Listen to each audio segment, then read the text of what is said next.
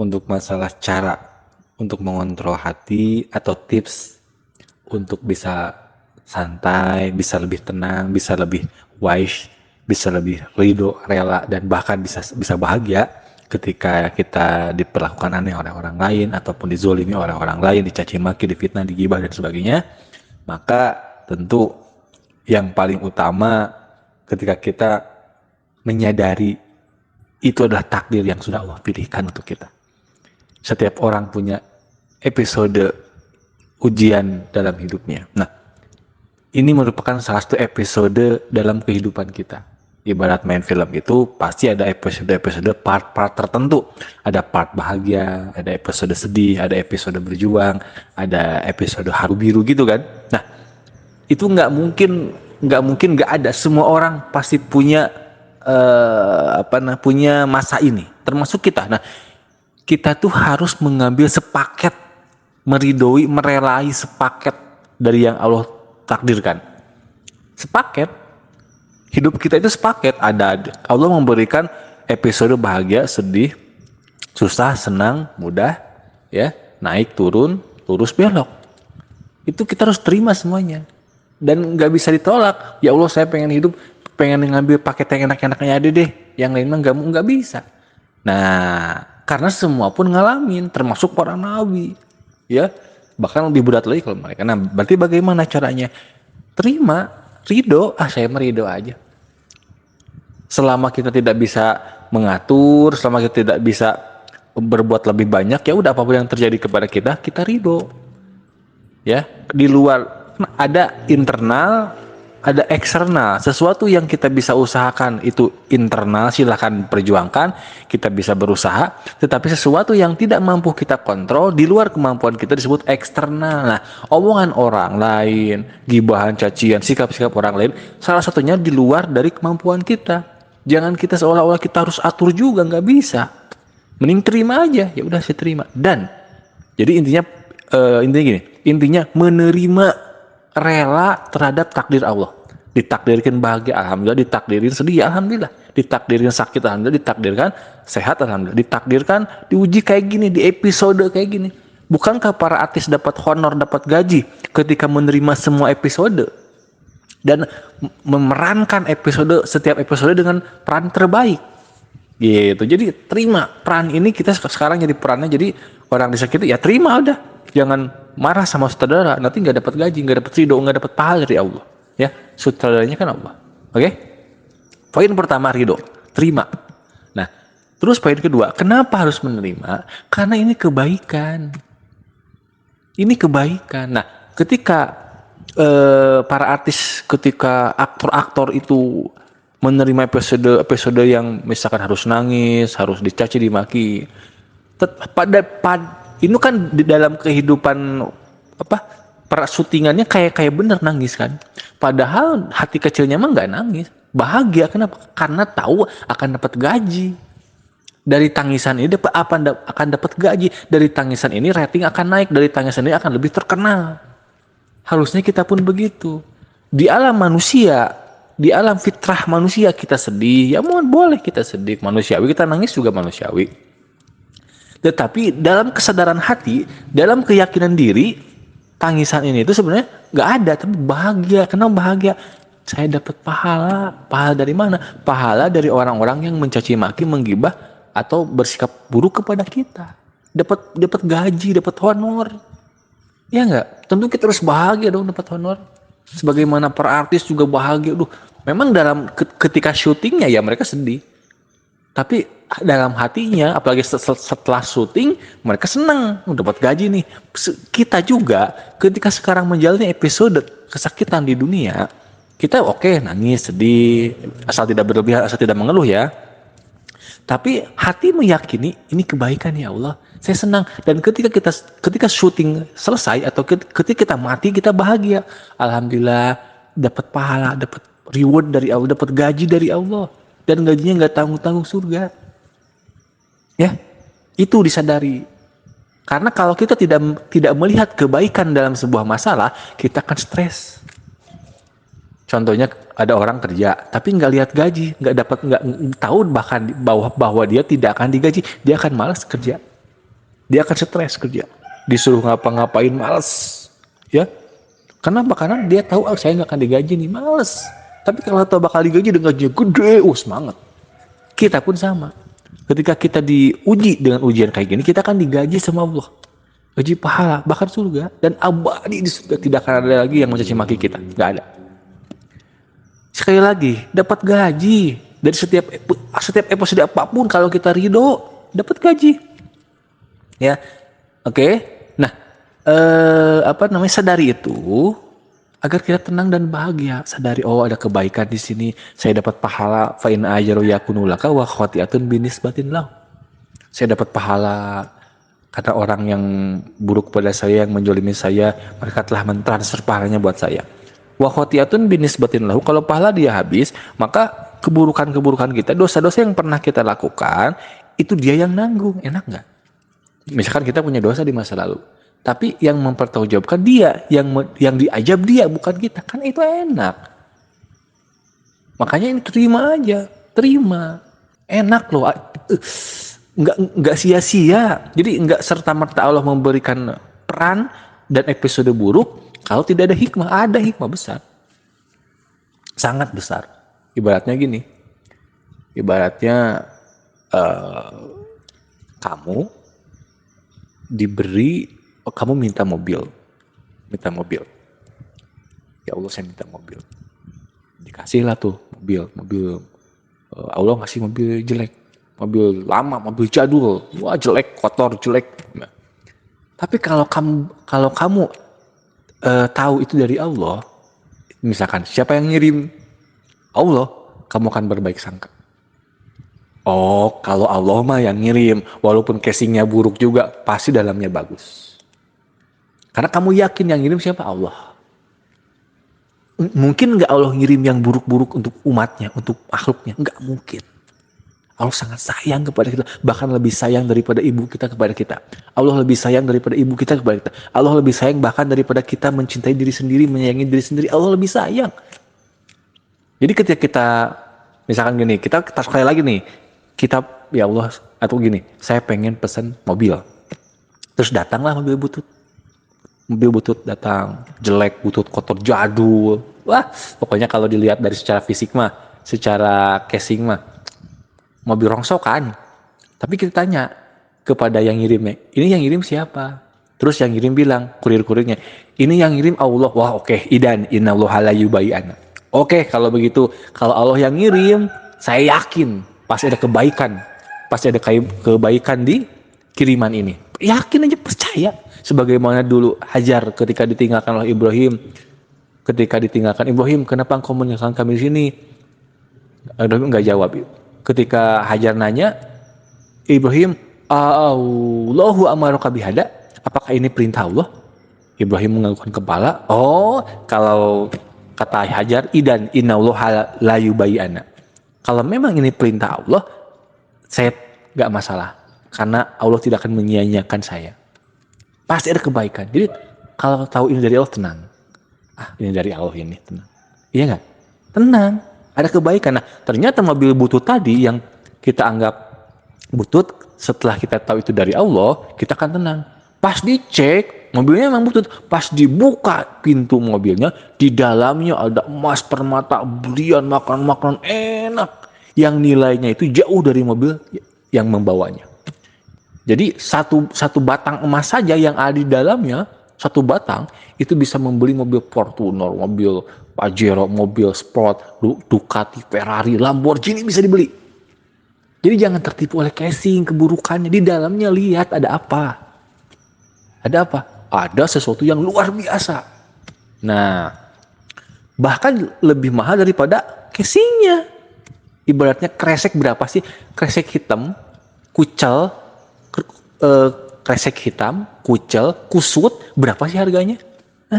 Bahkan kadang-kadang tidak berharga ya, kresek. Tapi kalau di dalamnya ada emas, ada uang, ada permata, ada berlian, kira-kira gimana? Kita pengen milih itu ya, daripada kotak bagus dari kayu jati, ada pernis, bagus, isinya sampah. Ya nggak? Kita nggak butuh casingnya, kita butuh isinya. Kita nggak butuh sekarang yang namanya dapat episode yang indah, bahagia, jadi raja, jadi ratu, tapi nyungsep di neraka. Tapi banyak dosa, kayak Fir'aun. Episodenya dapat peran raja, Namrud dapat peran, tapi masuk neraka. Karena itu istidraj. Banyak orang kafir dikasih kekayaan, kebahagiaan, pujian, karena dia cantik dipuji, karena dia ganteng dipuji, karena dia terkenal dipuji. Bunuh diri dia. Ternyata justru azab bisaubil nikmat, ajab yang berbalut nikmat. Jadi jangan tertipu oleh ajab berbalut nikmat. Banyak artis-artis yang kaya raya terkenal, cantik-cantik, ganteng-ganteng, bunuh diri. Sampai ada orang pengusaha terkaya di Jerman bunuh diri, menabrakkan diri. Jangan tertipu oleh casing. Ya enggak? Ketika kita minta kepada Allah, terus nanti Allah kasih mobil yang kelihatan buruk, di dalamnya kebaikan. Udah, wa asa antakrahu saya wa huwa khairul lakum. Yang kamu bisa aja yang kamu anggap buruk, ternyata itu baik bagi kamu. Itu kata Allah. Wa asa antakrahu saya wa huwa khairul lakum. Wa asa antuhibbu saya wa huwa syarrul lakum. Dan yang kamu anggap baik padahal buruk. Makanya serahkan sama Allah aja, jangan ngatur-ngatur sutradara, jangan. Terima aja episode ini, episode caci, episode miskin, episode belum punya anak, episode belum nikah, terima aja. Ini kebaikan, yakin ya kalau yang ngasihnya Allah kebaikan. Lagi ya, terus gini. Sekarang kita oke lah, kita sebagai manusia melihat ini keburukan, ini nggak enak. Tapi kan seburuk-buruknya menurut kita, setidak enaknya menurut kita, toh ujian ini tidak akan melebihi kemampuan kita. La yukallifullahu nafsan illa usaha. Tidak akan melebihi kemampuan kita. Allah nggak zolim sepeser pun, nggak sejengkal pun, sekilo pun, seon pun nggak dilebihkan. Kita punya kekuatan 50. Allah nggak akan mungkin ngasih beban 60. Allah akan sesuaikan dengan kemampuan kita. Berarti nggak ada masalah. Karena kalau disebut masalah itu harus kita punya kekuatan 50 dikasih beban 60, itu baru masalah. Sebenarnya masalahnya di mana? Allah sudah memberikan kekuatan kamu 50. Terus Allah uji dengan masalah 50. Ya sama, berarti ya Allah adil. Berarti nggak ada yang dijolimi. Cuman kitanya merasa terjolimi. Padahal enggak. Ya, kita merasa berat padahal kita merasa berlebihan. Enggak, sudah sesuai pada tempatnya. Jadi kalau dilihat dari angle kebaikan, angle ilmu itu lebih ternyata. Ya. Atau gini, mau kayak tadi istidraj, dikasih keenakan peran yang enak tapi nyungsep di neraka, tapi justru jauh daripada Allah. Banyak orang-orang dikasih kekayaan, kecantikan, ketenaran, justru mereka makin jauh dari Allah, makin sombong, makin malas ibadah, makin terlena dengan dunia, makin banyak maksiat. Bukankah orang di diskotik rata-rata orang-orang kaya, orang-orang cantik, mohon maaf. Ya enggak, rata-rata kan gitu. Jarang lah orang-orang miskin, orang-orang yang kurang cantik di diskotik itu jarang. Justru kekayaan, ketenaran, kecantikan, ketampanan, kedudukan yang tinggi, berat bawanya.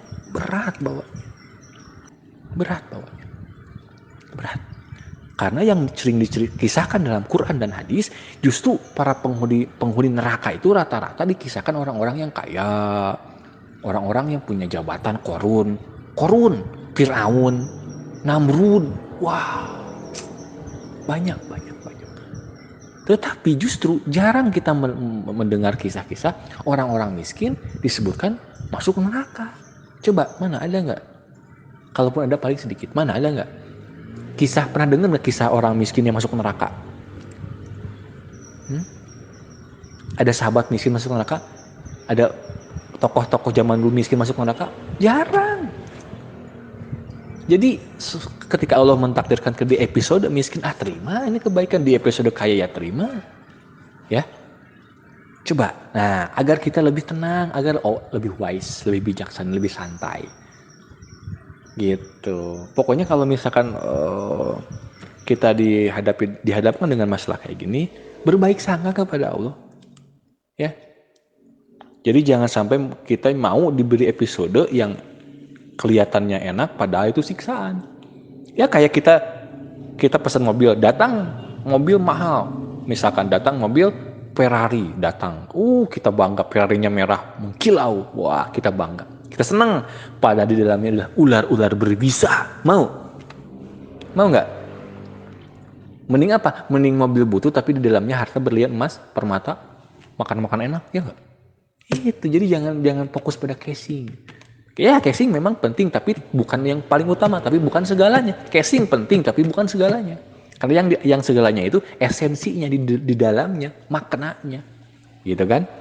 Nah, tapi kan saya pengen casingnya bagus, isinya bagus. Itu mah surga itu mah. Casingnya bagus, isinya bagus, ya surga. Namanya juga dunia, ini dunia, tipu-tipu dunia itu. Jadi jangan, iya sih memang tadi buruk, tapi kan saya pengen casingnya bagus, isinya bagus. Ya itu surga nanti.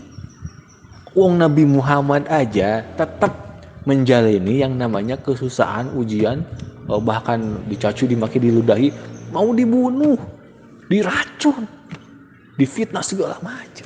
Makanya ditanya, ya Rasulullah, ayunna si asyadu bala. Wahai Rasulullah, siapa manusia yang paling berat ujiannya, yang paling berat balanya? Kata Nabi, al-anbiya sumal amsal fal amsal. Para nabi yang berat itu. Karena kalau misalkan ada orang yang layak diberi casing bagus, isi bagus, ya mereka, para nabi lebih layak, bukan kita. Para nabi aja dapat yang kayak gitu, dapat ujian-ujian yang berat, ya apalagi kita. Ya enggak? Oke, dengan begini kita harus tenang. Kembali ke ada kebaikan. Mending kamu dicium, tapi misalkan penyakit kamu itu, kamu punya penyakit misalkan, jangan kamu lah, kasihan. Ada orang lain punya penyakit kronis banget.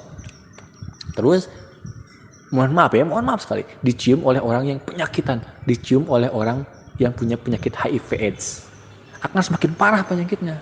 Orang sehat, kalau misalkan mohon maaf, mereka dicium oleh orang-orang yang punya penyakit mematikan kayak penyakit AIDS gitu, itu bisa terjangkit. Ya nggak, dari liur misalkan, bakteri-bakteri di sana. Nah, bisa terjangkit. Nah, dicium, mau tapi dicium loh, nggak mau. Atau mending disuntik oleh jarum, tapi itu obat dan membuat penyakit itu sembuh. Mending disuntik sakit bentar tapi sembuh. Ini mending dapat episode kayak gini tapi kamu jadi ratu di surga nanti selamanya. Daripada lihat penentang-penenteng wanita-wanita yang ideal, yang cantik tapi belum tentu mereka masuk surga. Dan kita juga nggak boleh merendahkan mereka. Ya, nggak boleh merendahkan. Jangan. Oh ini pasti jangan.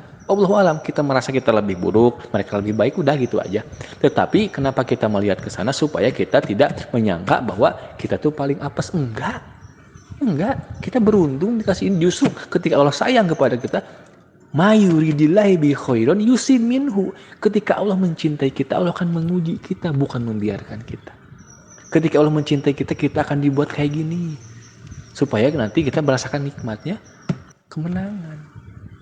Ya, jadi sekali lagi, untuk bisa sabar, ikhlas, dan bisa menahan marah adalah mengetahui makna atau fadilah atau keutamaan ketika kita diuji. Kemudian saya tambahkan lagi, kata Allah dalam surah Al-Imran bahwa wal qadimina al-ghaidha wal afina aninas.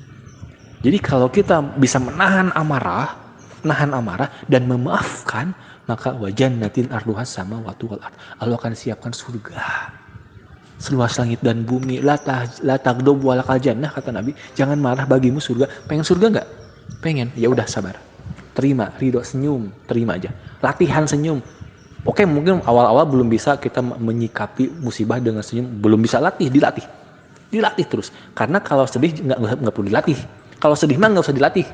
Ya, senyum latih. Nah, ketika ada masalah, terus kamu sedih, nggak usah dilatih, pasti sedih, karena manusiawi. Tapi kita muslimah, bukan manusia biasa, kita itu muslimah.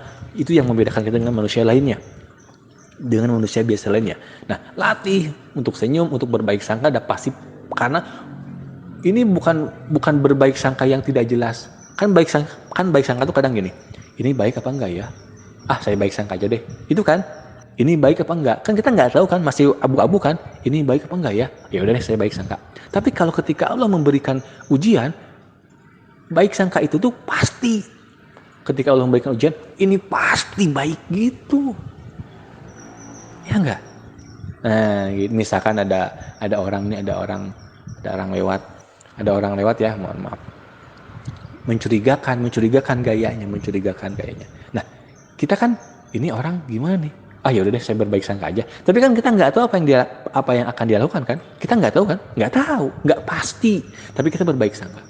Nah, ketika Allah berbuat itu pasti baik. Berarti baik sangka kita kepada Allah itu lebih pasti, dan yang namanya juga pastilah. Apa sih pasti itu? Ya pasti sesuatu pasti harusnya bahagia. Misalkan kamu pasti dapat masuk surga, misalkan ada kabar kamu pasti masuk surga, pasti kamu bahagia. Bohong kalau kamu nggak bahagia. Aneh justru kalau kamu sedih. Kamu pasti nikah, misalkan, itu kan akan bahagia. Jadi kepastian itu akan membuat orang-orang lebih tenang. Pasti.